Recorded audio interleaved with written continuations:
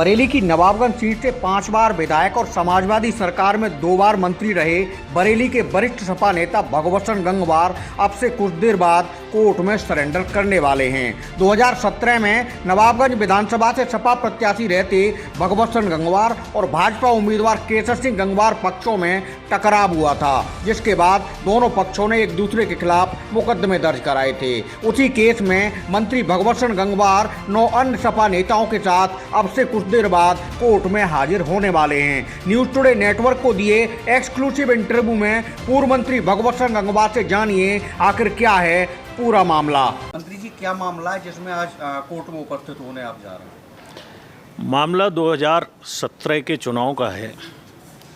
Bharatiya Janata party के प्रत्याशी के द्वारा रात में करीबन 1:30 बजे रास्ता रोक के घेर लिया गया और अभद्रता की,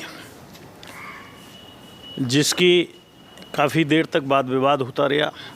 पुलिस आई तब सारे लोग भाग गए और मैं वहीं रुका रहा। मैं थाने गया, मैंने FIR लिखाई, लेकिन दूसरे दिन या उसके बाद में दूसरे पक्ष के द्वारा भी झूठी FIR लिखा दी गई। दोनों की विवेचना शुरू हुई, एक की हाफिज़गंज से और एक की नवाबगंज से। और उस विवेचना में जो मेरे द्वारा लिखाई गई थी FIR, उसमें चार्जशीट लगी और उनकी FIR में फाइनल रिपोर्ट लगा दी गई।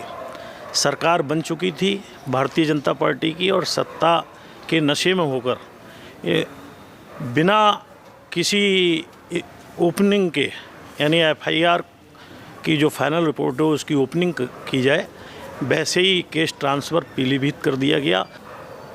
पीलीभीत कोतवाली से मेरे खिलाफ विवेचना में चार्जशीट लगा दी गई और 307 बढ़ा दी गई। वो प्रकरण अब तक चल रहा है। आगे आके काफ़ी लोगों ने मुझसे निवेदन किया कि साहब हम लोगों को बख्श दें।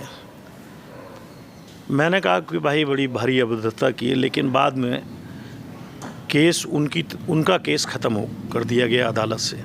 बाद में विवेचना में चार्जशीट मेरे खिलाफ जब पहुंची तब तक कंप्रोमाइज़ दोनों पक्षों में हो चुका था, लेकिन अदालत का संवैधानिक रूप से उसमें जब तक FIR ना हो तब तक कंप्रोमाइज़ दाखिल नहीं हो सकती। और उसी केस में हम लोग कहना चाहिए अदालत में हाजिर होने जा रहे हैं।